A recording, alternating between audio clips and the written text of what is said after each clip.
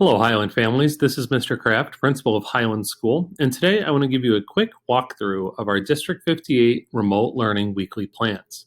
Each week, our grade level teams will update these documents. They'll be linked in the Highland Happenings on Friday, and the teachers will be sending them to you and your students. This document is meant to be a one-stop shop for families and students to help them navigate remote learning throughout the week. Each grade level will have one document that is updated throughout the week and over the weekend. This means we don't have multiple documents that we have to click through to find plans, and it hopefully will streamline communication for everybody. So let's take a look at an example here. Here we have sixth grade. They've done a fabulous job at creating their remote learning weekly plan for next week, so we're going to walk through it. So basic elements of the plan. Obviously, we have things like school, grade level, and teachers. Important thing to note, best method of contact information for the teachers. So here we have all of our teachers' email listed. And a really helpful feature of this document and of our remote learning plan this fall, as opposed to in the spring, is every teacher has their own Zoom meeting room that doesn't change. So if your student needs to Zoom with their teacher, they always have that same link and that same meeting information linked right here. Same thing, so if your student sees Mrs. Relias, her information will be linked on all of these plans too. So no more finding different Zoom links or different meeting appointments. If you need to Zoom with your teacher, all you have to do is go to their Zoom link on the remote learning weekly document. We also have our technology help desk request link right here, or we also have their phone number where you can leave a voicemail and a link to our entire District 58 remote learning plan. This area right here is where specials, our art, library, music, PE, will put all of their activities for the week. The specials times will be noted on everybody's plan as well. Those times are going to remain the same Monday through Friday. Our art teacher still is Miss Beck, library is Mrs. Valle, music is Miss Bloom, and PE is Mr. Winter. So let's scroll down and take a look at a day in the life of remote learning. So Monday, we know it's September 7th. There's no school because there's Labor Day. So we're going to scroll past this one and go to Tuesday, which has already been filled out. So you'll find the date at the top. And here, every day is going to look very similar in terms of how it's organized. So whether it's Tuesday or Wednesday, Thursday or Friday, the schedule is going to remain the same. We've worked to create a consistent remote learning schedule for all of our students here at Highland. So on the left, you have the time, the subject area, synchronous or asynchronous. Remember, synchronous is that live instruction via Zoom or one of our other web platforms. Here at Highland, we're going to stick with Zoom though, so that live interaction. Asynchronous is where the student has some independent time to work on activities or to work on assignments.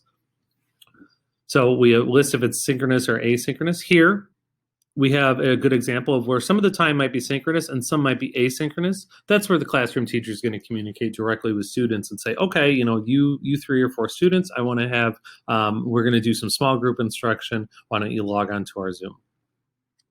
Right here is going to say, is there a Zoom meeting, yes or no? So the 6th grade's done a great job of delineating. So yes, here we have, you're going to go with your homeroom teacher. So let's say my homeroom teacher is Mrs. Dunlap. So I know that from 8:15 to 8:30, I'm going to need to be on a Zoom call with Mrs. Dunlap. And I know her Zoom meeting link is always right here that I can click on and join her Zoom meeting anytime I need to. So also we have a Zoom meeting. So we don't have one for specials. We have one for ELA. And now I know that, yes, I've got a meeting and I know it's with my reading teacher. 6th grade has different, sometimes they switch up teachers. So students could have a different teacher for math or for reading or for homeroom. So here, 6th grade's done a great job of telling you which teacher that your student needs to Zoom with. Here we have activities in approximate minutes. So this is meant to be a general outline or a general statement about what type of activities they're going to do. So here we see that it's using our StudySync resource. We know the title of the lesson, and we know that we're going to do a vocabulary lesson 1, and it's going to be section A in the book. So it's laid out right here. And again, throughout the day, you'll see the different activities listed, where to find it. So this is also hopefully going to be a really key feature for students and parents to know where they can find the activities listed. So I know I can find it in StudySync and in our Google Classroom.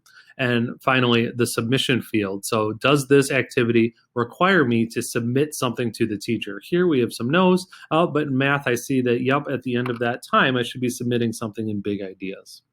You'll notice that maybe this day isn't complete because it's only Friday.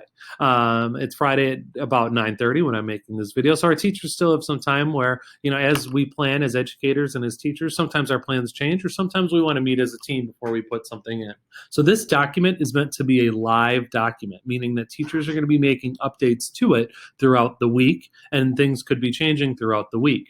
Our goal and what we've committed to families is that our our Monday plans, the beginning of the week plans, are going to be ready to go for families by Sunday at 4 o'clock. So by Sunday at 4 o'clock, you should be able to log on to your students' your remote learning weekly schedule and look and see, okay, I know what my student's going to do on Monday.